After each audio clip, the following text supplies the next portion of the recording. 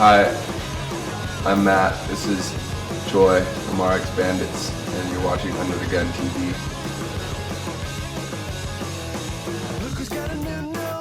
I don't even remember how long. Not very long. It hasn't been in the works for very long. I think we started talking about it.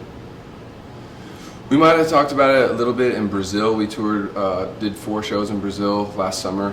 We might have glossed over it. It was Choi's idea originally. I think he might have said something about 10-year anniversary of the Resignation and like maybe we should play some shows. And I don't think it was till really January of this year that we like actually started solidifying stuff.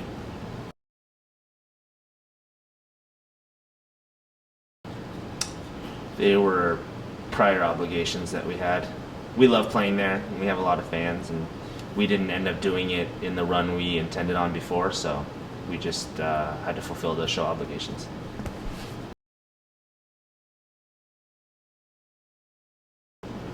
Pretty much every night. I definitely do. I get really anxious. Kind of feeling it right now. I'm all stressed out. You're making me a little nervous, dude. You're making it seem like a really big deal. How have all the shows? We better not play bad. If we play bad, it's your fault, man.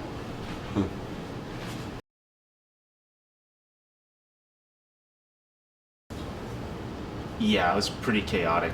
I think that aside from what we had going on as a group, as a band, individually we all had so much stuff going on, so it'd be pretty hard to give any sort of synopsis about it, like in a non-tangent fashion of like a full night of drinking and talking about it. But needless to say, we feel like, and I feel like I can speak for both of us, that the record, the Resignation, and the music on it is pretty reflective of a lot of that crazy energy that was like going around with all of us at that time, for sure. No doubt.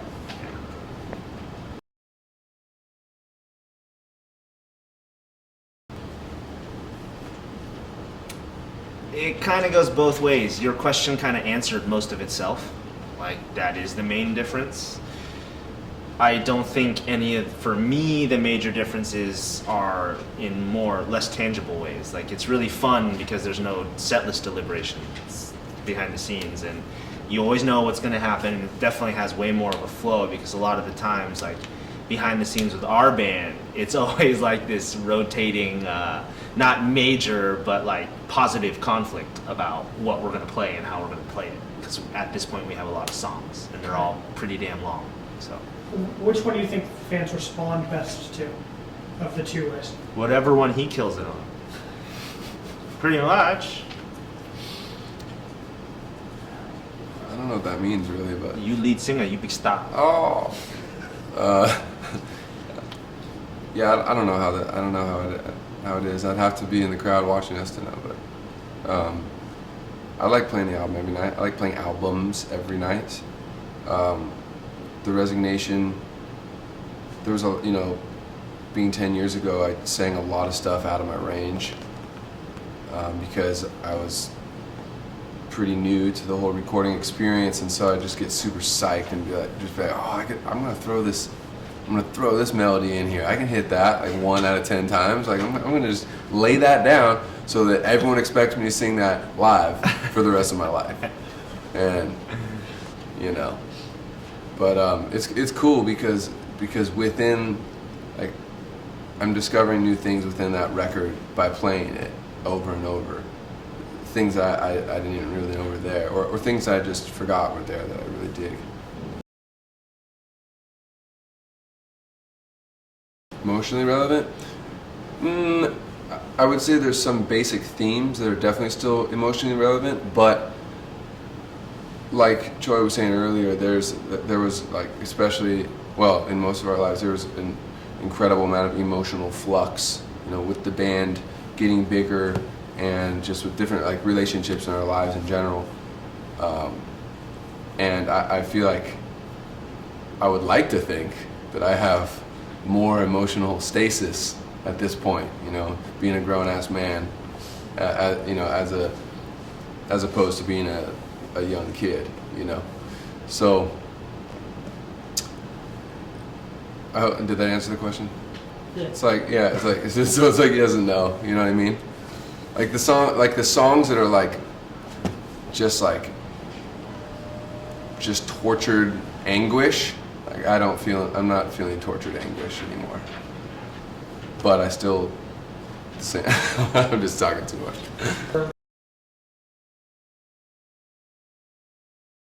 It was good. I mean, we had a lot of friends playing. We're friends with a lot of bands. We're all chummy. It's like a lads club.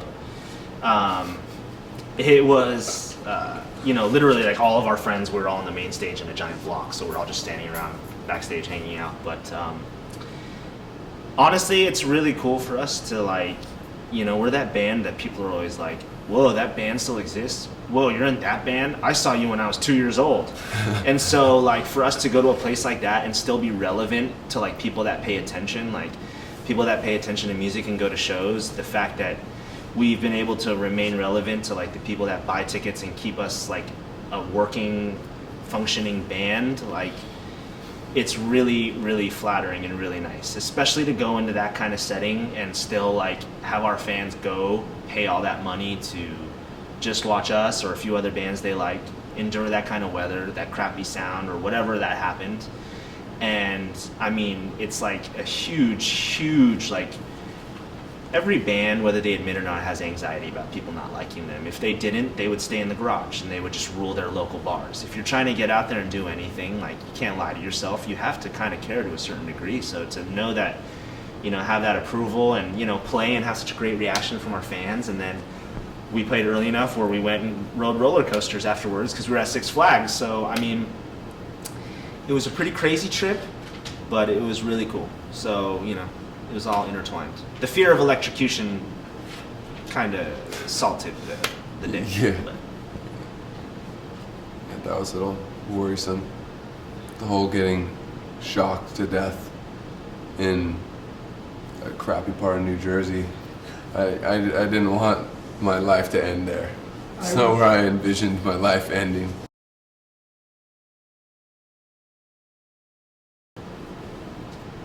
I mean, I guess the honest answer would be the more you tour and the more resources you have, the aim of every band is to make touring more comfortable, less jarring, and less eventful, really. I mean, the only kind of events and fun are the ones that we like to make for ourselves. So we're the type of band that when we're on tour, we like our leisure time, so we take days off. We like to go out on lakes and go camping, go to the beach, play soccer and that kind of stuff. So with our pretty crazy past, as many of our peers and brothers and other bands who have toured with us have experienced, we're very happy in our RX camp where the most crazy and eventful stuff is good food and leisure and rest on our days off. So.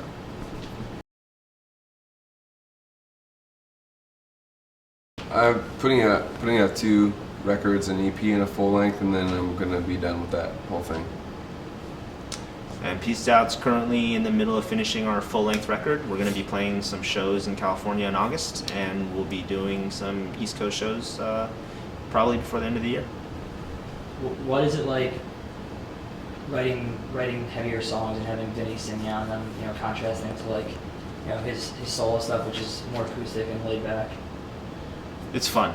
It's all it is. It's fun. It's just we all like heavy music. We've all liked heavy music. These days, it's kind of being taken over by very solid subgenres of heavy music, whether it be hardcore, metal, or even artsy hipster stuff. But as we do with our music, we just kind of like to blur lines, and it is what it is. It's supposed to be fun. Definitely not taking it too seriously, as I'm sure anybody who's listened to the music can attest to. So, do you think he was stepping out of his comfort zone to kind of change his vocal so much? Nah, Vinny sings under his comfort zone all the time by singing stuff because his pipes are so he's got such a strong voice. That's not that hard for him to do, to sing like that. It really isn't.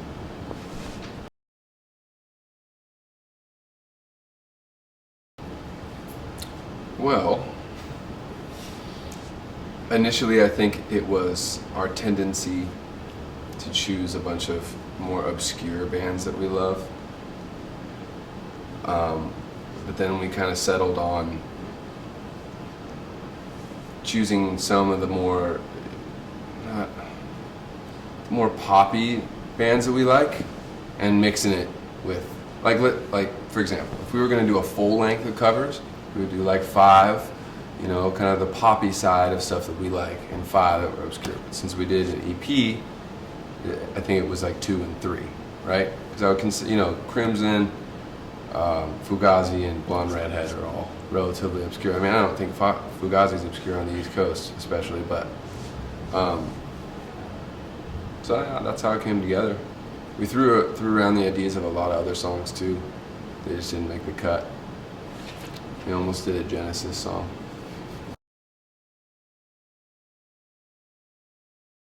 Andrew has played with us. Anybody who's seen our album shows or the 2011 tour will recognize him playing trombone. He was in a band of other friends of ours, little brother types. They were in a band called Monty RI. And then Dennis, We met him on Craigslist. we found Dennis on Craigslist. Or was it Backpage? No, I'm just kidding. Dennis played saxophone with a group called Bedouin Sound Clash. He's a Canadian. He's from Toronto. Homies with all those dudes. And yeah, that's who they are. So the language barrier's been really tough.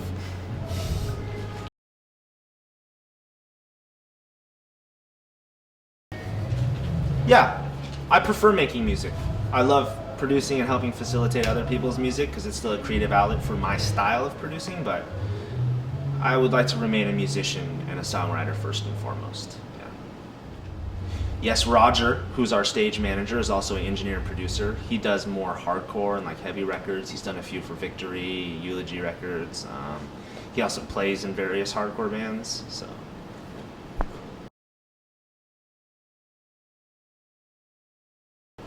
Yeah, I was. Yeah, you know, if you read my Twitter, it's very foolish a lot of the times. It's just.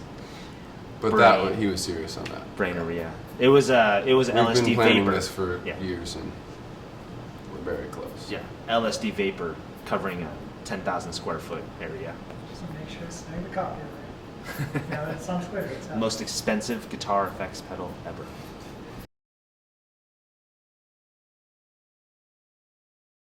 Not consciously. People intrigue me.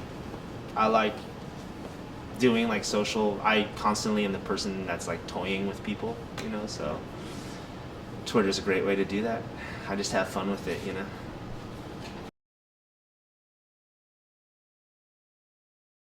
We have no plans to tour, but we're just gonna see how it goes. And you know, I think we all are pretty hip to the idea of making new music. One step at a time.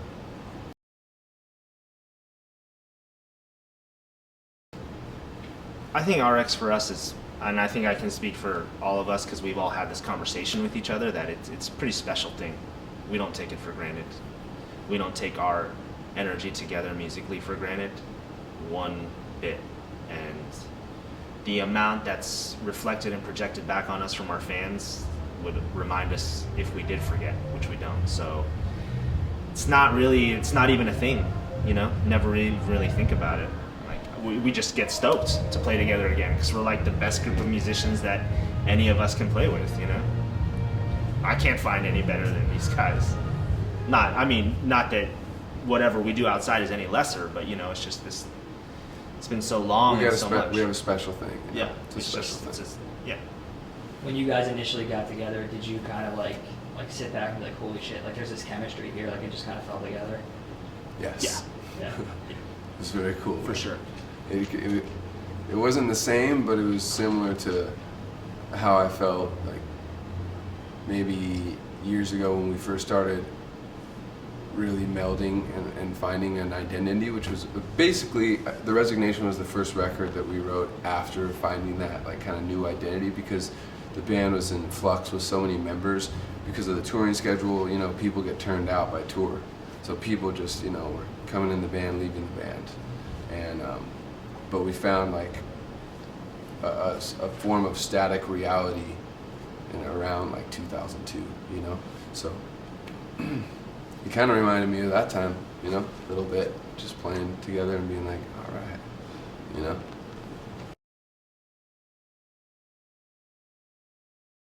It's great, and not.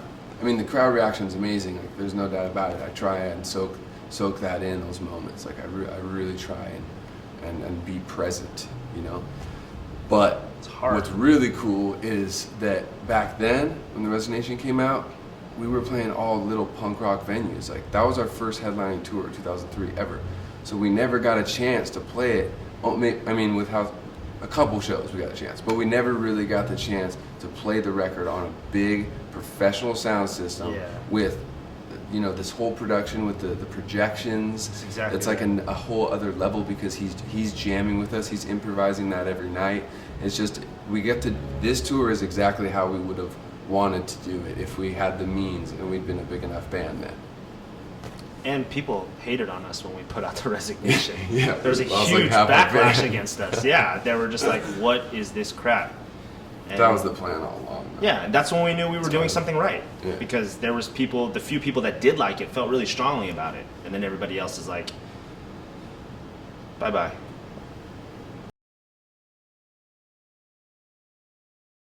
And older Oh, than mostly. fans. Our audience has definitely grown with us. Definitely grown with us, for sure. Yeah. Oh, yeah. Yeah, Oh, yeah. see that? Not as much kids, but Yeah. because you know, I'd Siblings, say for our sure. fans are still like, you know, they're all in their 20s. But we do. There are some teenagers that show up occasionally. Yeah. You know, like definitely in bigger cities and stuff. You know, people are just hearing about it now. What is That's today? cool. Today's a 16 plus show? 16 and older? I don't know. We I try to think always that's what the play all website ages. says. Really? Yeah. That sucks. Yeah, it's a bummer. There's a limit at all. I feel pretty strongly about not having kind of age discrimination at shows. Oh, so many of my favorite bands would play San Francisco when I was a kid, and they played 18 or 21 plus shows, and used to weak, burn man. me so bad when I was a kid. I hated it. I spent many days standing outside of the bottleneck in Lawrence, Kansas, listening to a show. Oh, you Oh, from you're from Lawrence? Lawrence? Oh yeah, Yeah, the definitely, yeah, bottleneck, dude. for sure. That what's that record store? Not record store. What's the Guitar music store? shop, Lee's. There's Like Lee's. a block away. Oh man, I've spent And- so much money at that. Yeah, we've And dropped some hundos down there. And the record store you're talking about is Love Garden. I'm sure. Love you've Garden. been Yeah, there. yeah, exactly. Yeah, Lawrence is a great place. Yeah, we it's don't cool. really draw very well there, but we have a great No, time. yeah, we're playing these big shows here, and we're gonna go there and play to 50 people. But fuck it.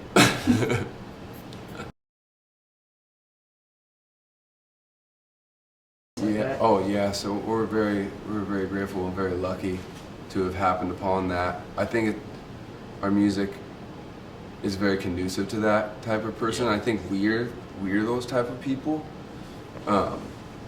And the kind of music we play, you know, it's a little more complicated.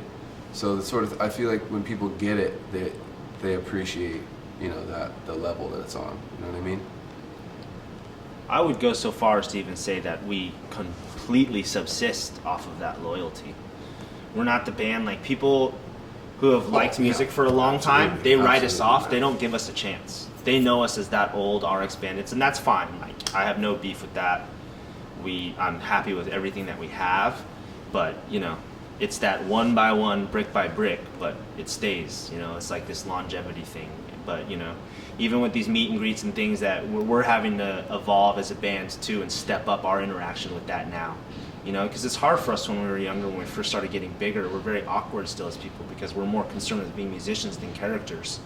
So we would have a lot of awkward interactions with fans, not because we're trying to be dicks, it's just because we're like, oh, you really like me, you think I'm like more than I am, and I'm really weirded out by that, and that's simply what it was. But we've started to kind of grow and understand that relationship more and really appreciate it on a level where we're just like, okay, you know, now's the time, like, especially in areas like this, especially in New York City or back at home in California or like, you know, big places that do well for us, even like Brazil. So, you know,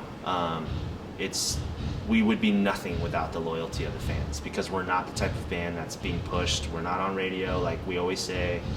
And simply more than that, we're always and always have been written off, and that's the only reason we've been able to have this sort of loyal club congregation thing going on, because people that like us also go, I know you don't think this band is what they are, I know you don't, but I love it because I get it, you know what I mean? And so already the fan has to do more work by just being a fan of our band, because then they have to defend themselves from all these people like, oh, you like that old ska band or whatever, and it's like, well, you know, if you know, you do, and if you don't, you can continue believing that, and you do your thing, and we're gonna do our thing. So.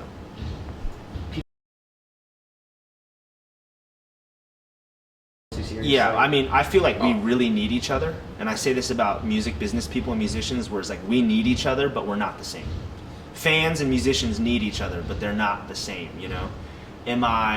Are we more? Absolutely not. No way, you know? But I feel like in any relationship or dynamic, whether it's a guy you're buying coffee from, your doctor, or a band you're going to see, like, if we're living in society, there should be manners and etiquette. And the only time I'm going to say something to somebody is when I feel like they're stepping over that line, you know? And I think we're all the same that way. Yeah, you know, people need that. People love that. We love that as people. We love to romanticize things. I do. I think most people do. Yeah. We love dreams. We love fantasy, you know? And like, you know, we're all human beings, but we're all human beings, crowd, the band, the actress, whatever, you know what I mean? But like I have these musicians that like I wouldn't want to meet, because I wouldn't want them to become just like a normal person to me. You know what I mean? Like if I had the chance to like Jimmy Hendrix came back to life or something, meet Jimmy, or like, you know what I'm saying? It's like I don't know. I love that. I love that about just art to me, and how the romanticism of it being larger than life, you know. But we're not. I don't really feel like we're that type of band in general. We're not really like the type of band to, like, we're not, as Troy was saying, we're not trying to be characters, you know. Because ultimately for us, the music is the most important thing. Yeah, and adversely, we're not trying to be like overly modest or humbled for that to be our steez, you know. We're simply trying to communicate, like, just being real. Yeah, that's it. I mean, like, we're in different positions and we need each other, you know, like a football to a goalpost. It's like they're both equally important. They need to be treated differently, though. They have different needs, you know. So. Which one are we? We're the grass, or the turf.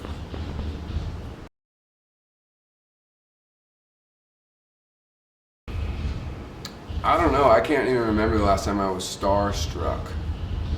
Plus, I think a lot of the, like, my quote idols or whatever. I don't really idolize any man or woman, but the people I look up to, respect, most of them are dead.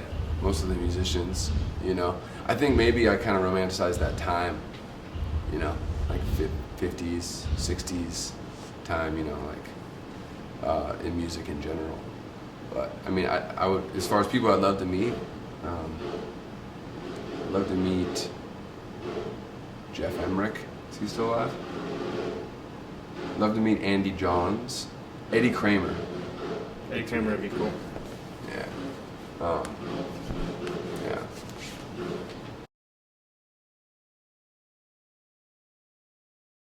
I would say I have some friends from my hometown of Santa Rosa called the New Trust that just did their latest record with Steve Albini, and I think it's a pretty damn cool record. It's really raw and really heavy and really pretty at the same time. For like more bubblegummy electropop, I've been listening to the Minder or MNBR record a lot. I think it's super fun music. I think her voice is awesome. I don't know how I'm supposed to refer to that name, but I listen to those songs a lot.